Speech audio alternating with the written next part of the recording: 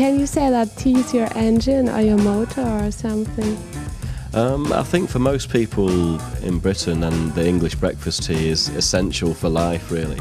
You know, it's more important than water, I think. And yeah, I definitely do drink a lot of tea. I love good coffee as well. I think any kind of hot drinks, I think, especially when you live in a place like England with very bad weather most of the time, then hot drinks are very important just to keep in a good mood all the time.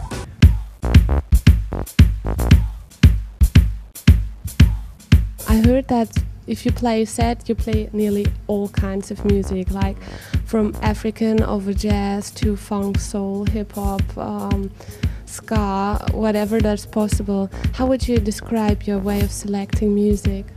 I think as a DJ, I mean, the important thing is that I'm very influenced by all these different kinds of music, and historically a lot of them are very connected to each other as well. So I don't see music as different genres, because house comes from disco and European electronic music, you know, reggae comes from Jamaican mento.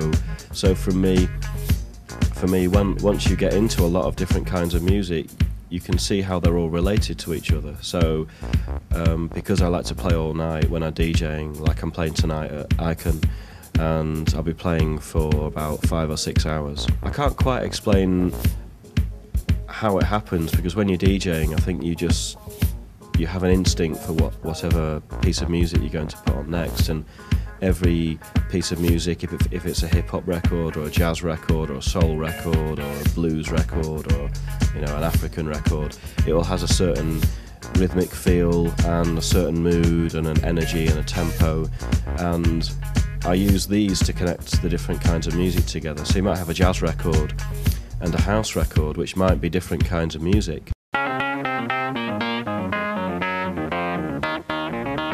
45 hours, this is really like a schedule of time, but normally a DJ set is about like 2 hours or 3 hours, which is really not a lot to just pack all these different kinds of music in. What do you think? What is the ideal situation for the DJ? How many hours? I think ideally a DJ should be playing in a club that they're comfortable in, where the sound system is good, where the club attracts people who really like music, and the ideal situation is to play all night. I mean, if you have a residency, it's really nice to play all night every week or every month, and then you build a relationship.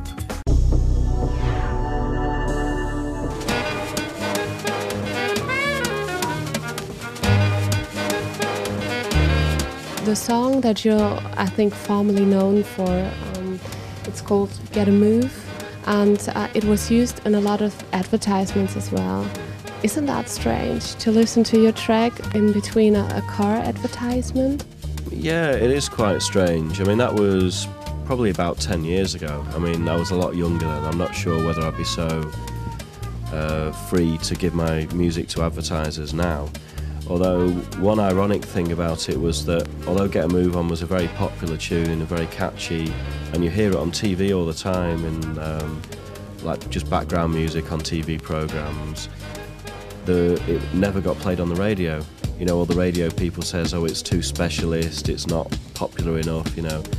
But then you see and hear it all the time on the TV, which I think is quite strange. And you know, musicians like myself and Aphex Twin and quite, you know, people who are well known and are quite popular within their genre, their music will get played on adverts but will never get played on the radio.